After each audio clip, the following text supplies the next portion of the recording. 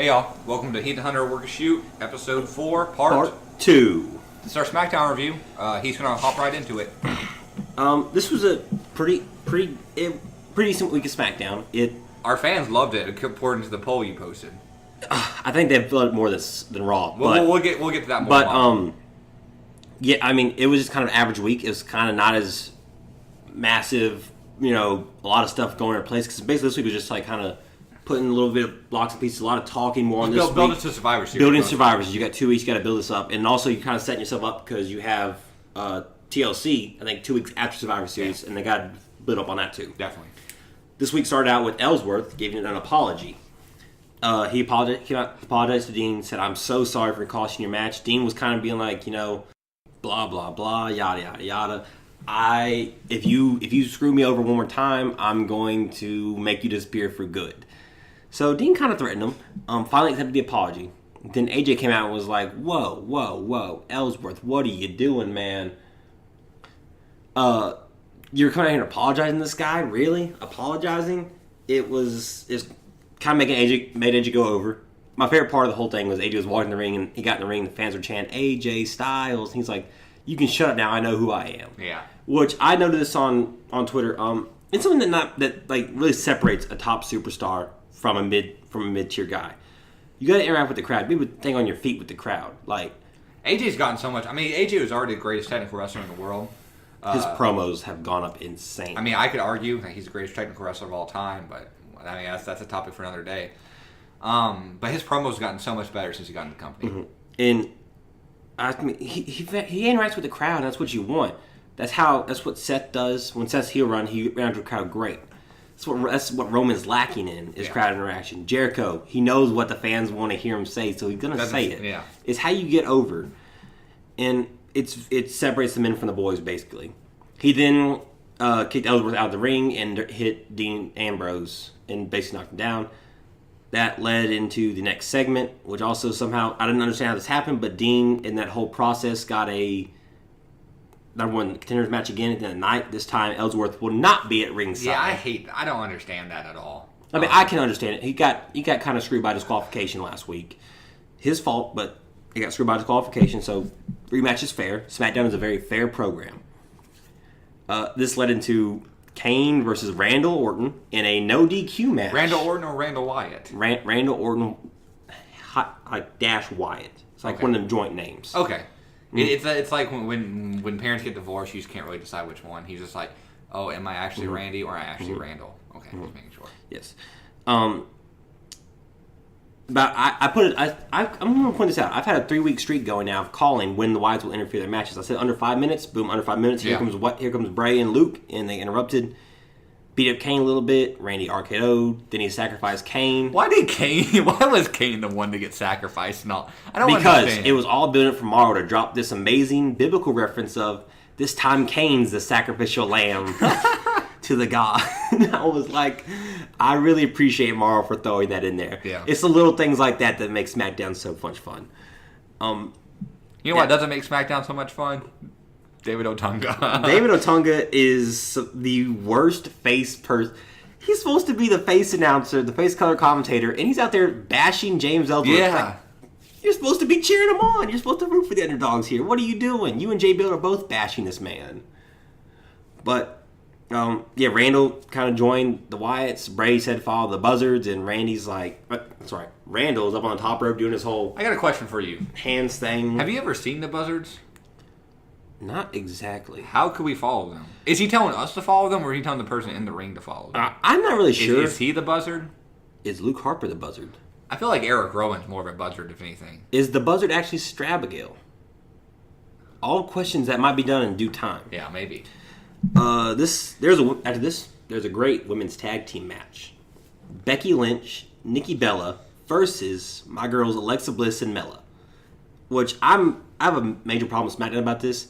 They did not show Alexa and Carmella's entrances, which they're two of my favorite spots. Well, it is only 2 hours long. But I mean, you showed full Nikki and you showed full Becky. You can at least show Mella's Fabulous. Because I like that. It's my favorite part of the match. It was a pretty good match. The best part, though, was what Alexa pinned Becky to get the win. So we're in a little bit of dilemma. They have next week's title match for women's title. 50-50 booking tells me Becky's going to win. Yeah. But hometown babyface loses tells me Alexa's going to win. Our podcast is a disaster right now. We're about to blow up. It's hard to decide who's actually going to win this match. I don't know. I'm not sure. What's going to happen next? Mick Foley says something smart? I mean, it probably.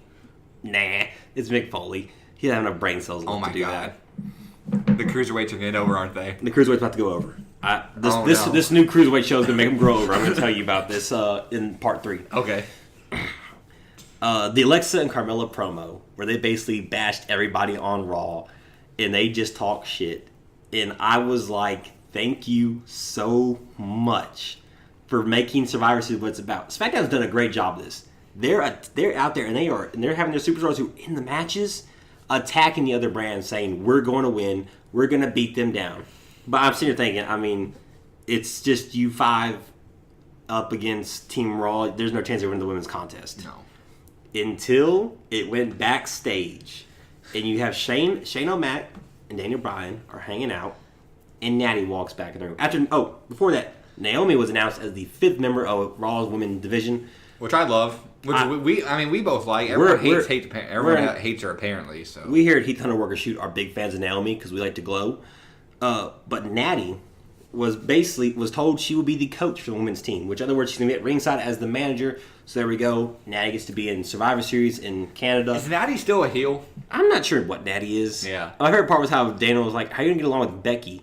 I love Becky. It's like, Natty, I think you're trying to sell. I think everyone's knowing what you're trying to sell here. But is Natty a pro-lifer?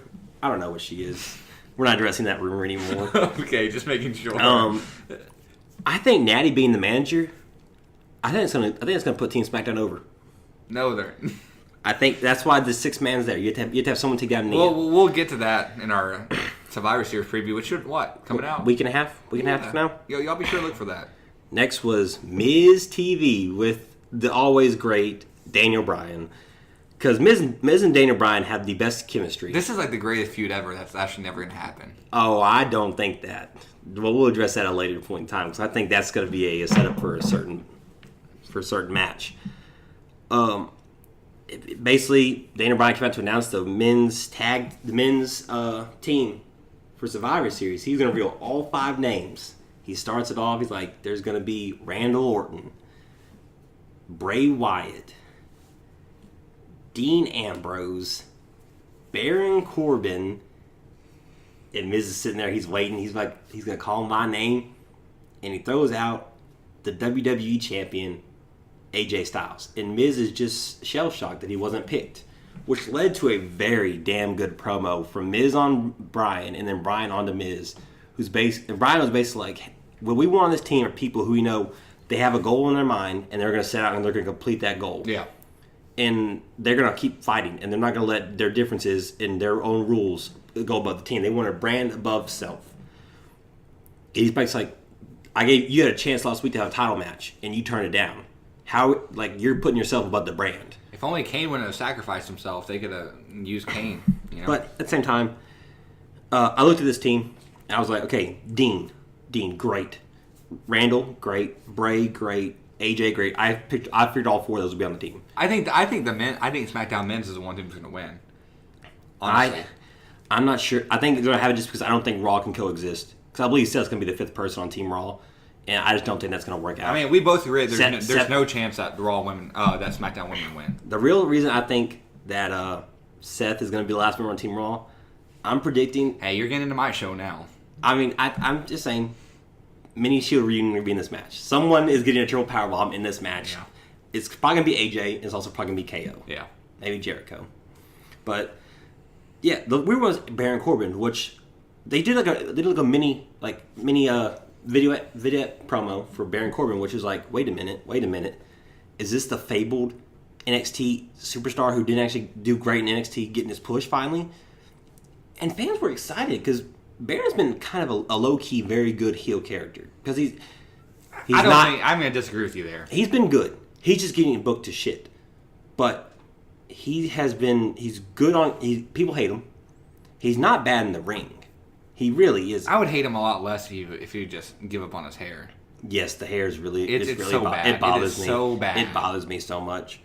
And then he DB also talked about the teams match for Survivor Series. So it's gonna be at the time there are 3 teams in. Be Hype Bros, American Alpha, Slater, and Rhino, and there's also a qualifying match for the Usos and Headbangers. You'll never guess who wins that. Usos, so they get the 4th one. That's all I'm gonna cover on that match. And there's a 5th match going to take place, I'm assuming, this week to determine who gets in that last spot. It's between Breezango and the Vaudevillains, so kind of a toss-up who's going to job. This led to Dana Bryan saying, I got a champion who wants to fight, and Ziggler came out and did an open challenge, which was answered by Kurt Hawkins. Mm-hmm. So we finally get the debut of Kurt Hawkins. It lasted about 5 seconds. He handed his little stick off in his mic and turned around to a super kick after the bell rang. 1, 2, 3, game over. Dolph wins. And then Dolph issues an open challenge to anybody on the Raw roster for Survivor Series. Who do you think that's going to be? I'm thinking it's either going to be Cesaro or it's going to be Sami Zayn or Neville. Yeah, it's definitely Sami Neville or Cesaro. One of those three need to. All 3 of those guys need to get off Raw. And Cesaro's in a tag team. They're not going to. Cesaro and Sheamus are probably going to be on the Raw tag team. Neville, they hate. You already know Neville. I don't know why they hate Neville, but I kind of hate Neville too. It's gonna be Sami Zayn. It should be Sami. He needs to get out. It's gonna be Sami Zayn without a doubt. He won. He beat Kevin Owens. It's supposed to be a big jump. And just because you win the Intercontinental title doesn't mean you're on SmackDown. And I don't think Dolph's not gonna lose. Wait.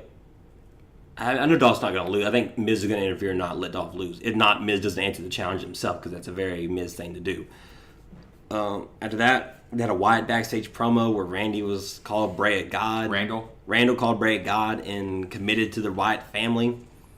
And it was going okay. And then they made Randall's eyes glow.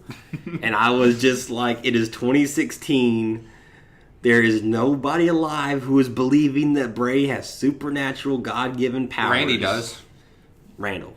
Randy doesn't. Randall does. There's 2 different people here. My favorite line of that whole promo was, "I've been hearing voices in my head sent from Satan the entire time." Randy, you are messed up. But Randall, you just said that Bray Wyatt is a god. He can't be a god and Satan at the same time. Or can he? That's the tale for a different day and a different kind of show. But this is kind of the sad part of the night. There was a new announced girl. And oh God. Oh yeah, she was awful. Absolutely awful. She said, "I'm here." Dean, how do you feel about James Ellis? He's the most over person on SmackDown, and you botch his name. And I gained respect for Dean. Dean called her out like he should on it. He's like, James Ellsworth. His name's Ellsworth. Get it right. I was like, thank you, Dean. I'm kind of starting to respect Dean a little bit. Oh, I'm not. I know you're 100%. There's no chance for you on Dean. That's what we're gonna answer tomorrow. That's one of the questions. There's no chance for you on That's Dean. actually one of the questions we got was our unpopular wrestling opinion. So you guys are gonna get a nice long rant from me tomorrow. No. And that kind of went on a little weird. I just wanted to point out she botched his name. It got kind of trending. People were like James Ellis. Lasted it all with AJ versus Dean. Good match. Ellsworth came in, got chased by the cops for a while. After Dean pushed Ellsworth out of the building, but he had a pass. I mean, he can get back in easily. Ellsworth distracted AJ when AJ kicked him over an announce table. AJ goes for the flying forearm. Dean catches him. Dirty Deeds. 1, 2, 3. Dean is your new And of course, Dirty Deeds is a new pedigree, so no one can ever kick out of it. Yes. Mm-hmm. That was all for SmackDown, which there was a talking smack afterwards. But that's apparently going to be going away because the Cruiserweights are taking that time slot. The 205 Live. I guess that's more important. Is Renee Young going to be the host of that? Is Renee Young going to be the host of that, you think? 205 Live? Yeah. No, it's already been announced that the people we're going to be calling it are going to be Morrow and Corey Graves. So everyone's dream is finally going to happen. But too bad it's the Cruiserweights, so who really cares and going to watch in the first place? And that's it. That's all that happened on SmackDown. Well, wrap it up. SmackDown finished. Have one spot on their top Survivor Series teams left, and they'll probably decide this week. And that's about it. Well, follow us on Twitter at H&H Work a Shoot. Like, subscribe, comment. We'll be back tomorrow with Main Event Mail. and our unpopular wrestling opinions, which should be a lot of fun, especially for Dean Ambrose fans. We'll see y'all tomorrow. Bye.